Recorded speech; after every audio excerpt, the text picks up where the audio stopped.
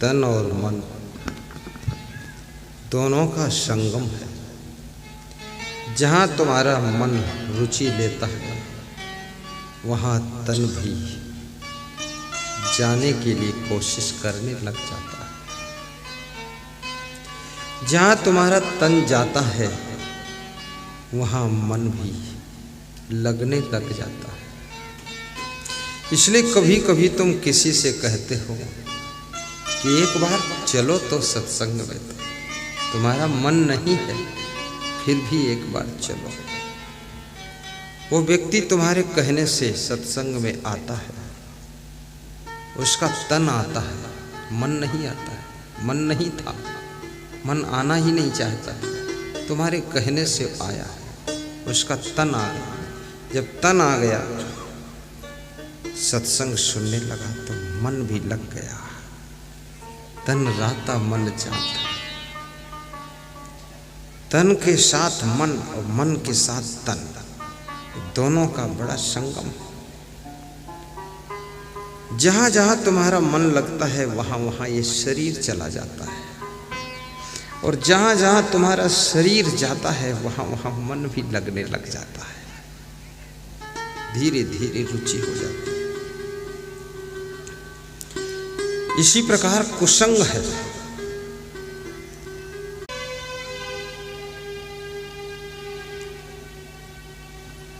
तन राता मन जात है, मन राता तन जाए। और कबीर साहिब कहते हैं अगर तुम्हारा तन सत्संग में आ गया है और मन भी यदि सत्संग में लग जाए, तन मन एक ही हो रहा है, तो साहिब कहते हैं फिर तुम हंस हो गए। फिर तुम कंस नहीं हो, तुम हंस हो। और हंस कैसा होता है? हंस पंछी जानते हैं, हंस सारग्राही होता है।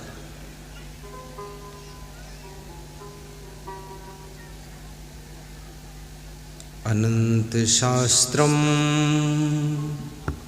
बहुलाश्च विद्या अल्पश्च कालो बहुविघ्नताश्च यत् सारभूतं तदुपासनीयं हंसो यथा क्षीर मीवाम्बुमध्यात्। हंसो यथा क्षीर मीवाम्बुमध्यात्। जल और दूध मिक्स रख दो, हंस पंछी आता है, दूध पान कर लेता, जल को त्याग कर देता। ऐसे ही अनंत शास्त्र हैं, बहुत सी विद्याएं हैं, लेकिन उनमें से सार सार ग्रहण करना सीख जाओ तो तुम हंस हो, हंस बनो। इसलिए इस कबीर साहब के पंथ में जब बंदगी करते हैं तो कहते हैं सकल हंस को बंदगी। हंस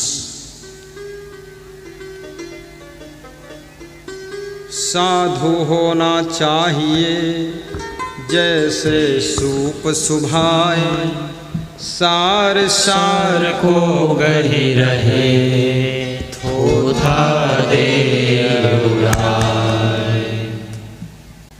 सार सार। एक बार गांधी जी ट्रेन में जा रहे थे, अंग्रेजों ने 4-5 पेज उनको गालियां लिख करके दिया। गांधी जी गालियां पढ़ते हैं, अंग्रेज पूछते हैं कुछ मिला? गांधी जी मुस्कुराते हैं और कहते हैं एक चीज मिली। बोले क्या? बोले 4-5 पेज जो आलपिन लगा कर तुमने दिया था वो आलपिन सार थी, बाकी सब बेकार था। आलपिन निकाल कर गांधी जी ने अपने पास रख ली। बोले ये मेरे काम की चीज है, बाकी चीज अपनी वापस ले लो, तुम्हारे पास ठीक है। याद रखना। और गांधी जी ने यह भी कहा कि जिसके पास जो है वही तो देगा, और क्या देगा? तुम्हारे पास गाली गलौज है, बदतमीजी है, तो तुमने वो मुझको लिख करके दे दिया। और मेरे पास लेने की क्षमता नहीं है तो आप अपना सामान वापस ले जाओ।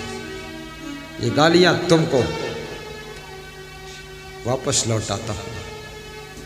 अंग्रेज शर्मिंदा हो। कितने लोगों का गाली देने का बहुत आदत होता है। जानवरों को भी गाली देते हैं, अपने घर को भी गाली देते हैं, जूते चप्पल को भी गाली देते हैं, पत्नी को भी गाली देते हैं। और कितने लोग तो इतने मूर्ख हैं कि अपनी माँ को भी गाली देते हैं।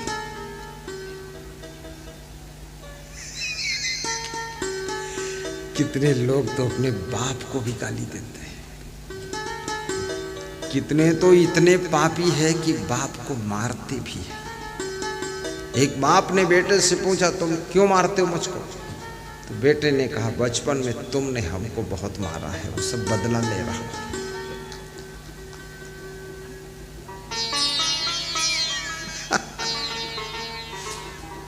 कितनी बहुएं सासू के पैर छूने के बजाय सासू के पांव के ऊपर मुंगरी मार देती।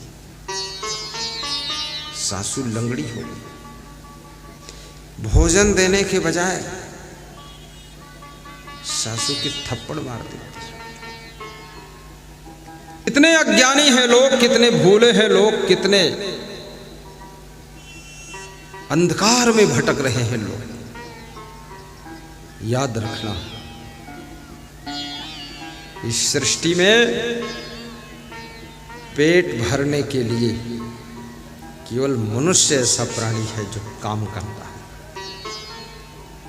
ना कोई चिड़िया खेती करती है, ना कोई जानवर खेती करता, ना दुकान खोलता, ना सर्विस करता, ना कीड़े मकोड़े कोई नौकरी चाकरी करते, ना विधानसभा में जाते। लेकिन आदमी रात दिन इस पेट के लिए, पेट और पेटी, बेटा और बेटी, फिर भी इतनी जगह नहीं है कहाँ रात में लेटी, व्यवस्था नहीं। बुद्धिमान बहुत बनते हैं, कहते हैं अरे ऑलराउंडर हूँ। कुछ लोग बोलते हैं अरे बहुत इंटेलिजेंस हूँ। कुछ लोग बोलते हैं बड़े टैलेंट। ये आधा किलो खाते हैं, उस पेट का इंतजाम भी नहीं कर पा रहे। हाथी कितना खाता है? कहीं खेती बाड़ी करता है, कहीं नौकरी करता है, कुछ नहीं। हाथी को तुम बीड़ी पिलाओ, पीता ना। सारे दुर्गुण आदमी में ही है।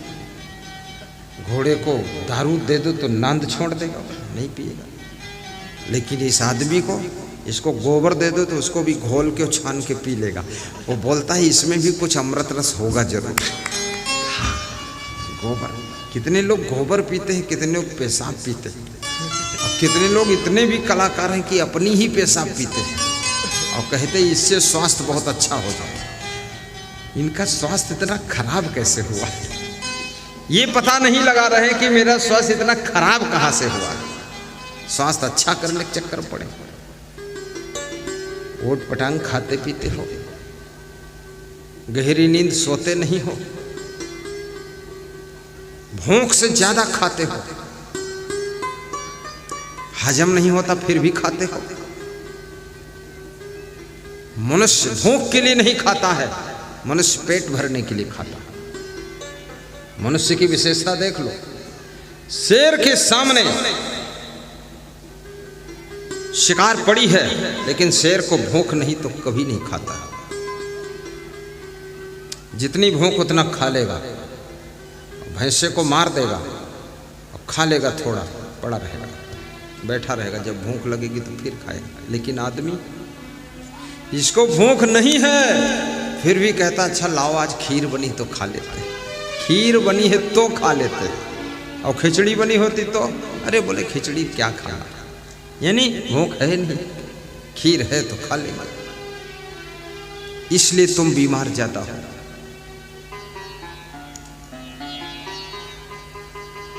बीमारी का कारण अधिक खाना, गंदा खाना, उल्लुल जुल्लुल खाना, ऊट पटांग खाना, ठंडी चीज़ें रात में खाना, बहुत गर्म चीज़ें खाना, बहुत काली मिर्च भी मत खाना चाहिए, ज़्यादा मिर्चा भी मत खाओ, नहीं तो पाइल सर हो जाएगी।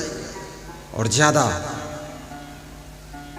कोचई मत खाओ, घुइयाँ मत खाओ, नहीं तो कॉन्स्टिपेशन हो जाएगा। और ज़्यादा केला भी मत खाओ, शुगर हो जाएगी।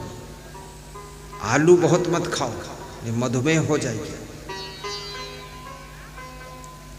लेकिन मनुष्य तो आलू बंडा, मुर्गी का अंडा पेट भर के खाया, 7-7 अंडा और 14-14 आलू बंडा, और ऊपर से पूछ रहे हैं और कुछ है क्या, और कुछ रसोई बची उसको भी खा लो, और क्या खाओ। कम खाओ, गहरी नींद सो, थोड़ा सोना भी सीखो। इतनी चिंता क्यों करते हो, रात भर जागते हो? इतनी चिंता क्यों करते हो कि गहरी नींद नहीं आ रही? व्यायाम भी करो। और किसी के साथ गलत व्यवहार करोगे, मन में अशांति पैदा होगी। किसी को गलत बोलोगे, मन में अशांति पैदा होगी। और किसी के साथ अच्छा व्यवहार करोगे, मन में प्रसन्नता पैदा होगी। जिस दिन तुम अपनी पत्नी को ज्यादा कठोर बोल देते हो, उस दिन तुम्हारे मन में दिन भर अशांति रहती है। जब तक दोबारा तुम पति पत्नी हंस करके मिल नहीं लेते हो, प्रेम से बातचीत शुरू नहीं हो जाती है, तब तक तुम्हारे मन में चिंता और टेंशन और अशांति भरी रहती है। इसलिए याद रखना, बोलने से पहले अपने को कंट्रोल कीजिए। ऐसी बात मत बोलिए जो तुम्हारी शांति नष्ट हो जाती है।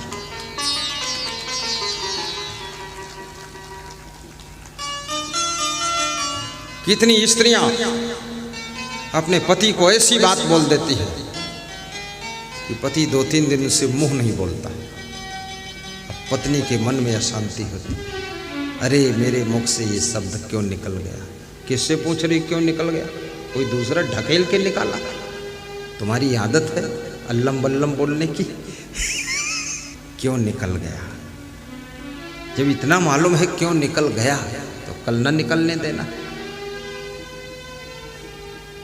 अशांति आकाश से नहीं गिरती है, अशांति जंगलों तरफ से नहीं आती है। अशांति आपकी करनी से, आपकी रहनी से, आपके खान पान से, आपकी बोलचाल से, आपके व्यवहार से, आपके गलत आचरण से पैदा होती है।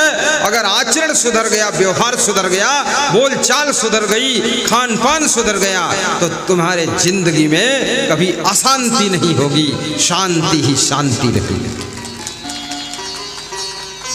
कितनी सासू को हुए हफ्ते में एक बार लड़ लेती है, और लड़ने के बाद खूब सासू भी अशांत है, अपने पति से कहती है कि इस घर में मैं नहीं रहूंगा। पति बोलता है शांत रहो, शांत रहो। तो पति को डपटती है, अरे तुम तो कुछ कहते नहीं हो, ये पुतोहू तो सिर पर चढ़ी जा रही है। तो पति बोलता है, अरे तुम्हारे सिर पर चढ़ी जा रही है और तुम तो उसके पीठ पर चढ़कर बैठी हो। हाँ, चढ़म चढ़ाई चालू, अब मुझे क्यों हैरान कर रहे? बोलती मैं अकेले कमजोर पड़ रही, तुम भी ताकत लगाओ तो पुतोहू को हरा देंगे।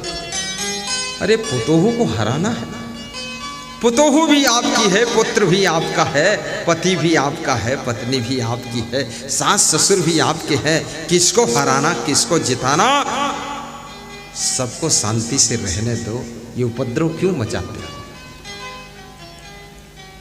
कितने घरों में बड़ी अशांति पैदा है। विवेक करना सीखो।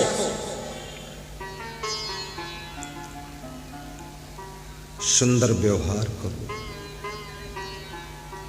संभल कर बोलो भी, आपस में मधुर मधुर सलाह करो, अच्छी प्लानिंग बनाओ, उन्नति के लिए सोचो हमेशा, भक्ति में डूब जाओ। राम में रमने का अर्थ है भक्ति में रम जाना, बहुत सुख मिलेगा। दिल्ली के एक बहुत बड़े बिजनेसमैन हिमाचल में, उन्होंने मुझे आमंत्रित करके सत्संग करवाया। मैं गया तो उन्होंने कहा कि गुरुजी, दिल्ली में फ्लैट मकान बने हुए हैं, मैं हिमाचल आया, भक्ति करता हूँ। बेटे बिजनेस सब कर रहे हैं, मैं छोड़ दिया। यहाँ सेवा करता हूँ गरीबों की और सत्संग करता हूँ, आप जैसे संत को बुला के प्रवचन कराता हूँ। हमने कहा क्या मिला? बोले बहुत शांति मिली। बोले लेकिन एक प्रॉब्लम है। क्या? बोले जो मेरी पत्नी है वो मुझको बहुत गाली देती है। मैंने कहा क्या गाली देती है? बोले वो बोलती है तुम बहुत मूर्ख हो, बेवकूफ़ हो, गधे हो, नालायक हो, उल्लू आदमी हो, चुल्लू भर पानी में डूब जाओ। हमने कहा ऐसा क्यों बोलती है? वो बोलती है बुढ़ापे में जब सुख से रहने का समय आया, दिल्ली में सब मकान बन गया, सब हो गया, पतोहू आ गई, पोता पोती हो गए, तब यहाँ हिमाचल के जंगल में आश्रम बनाकर पड़े हो, बेवकूफ़ नहीं और हो कौन? तो हमने कहा तुम जवाब क्या देते हो? बोले मैं तो ये जवाब देता हूँ कि चलो मैं बेवकूफ़ हूँ, मैं मूर्ख हूँ, लेकिन तुम तो होशियार हो ना, तुम तो दिल्ली में पड़ी रहो। फिर वो बोलती है तुम्हारे बिना वहाँ अच्छा नहीं लगता है। जब मेरे बिना अच्छा नहीं लगता तो दिल्ली क्या जरूरत, फिर हिमाचल आ जाओ। तो बोलती हिमाचल में तुम मूर्ख हो।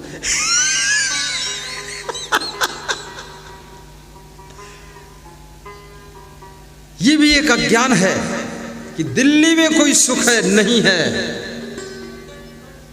न गांव में सुख है, न दिल्ली में सुख है, न शहर में सुख है। सुख अगर है तो आप में सुख है और आप में दुख है। आप सही सलामत हो तो सुख ही सुख है, आप में गड़बड़ियां हैं तो दुख ही दुख है।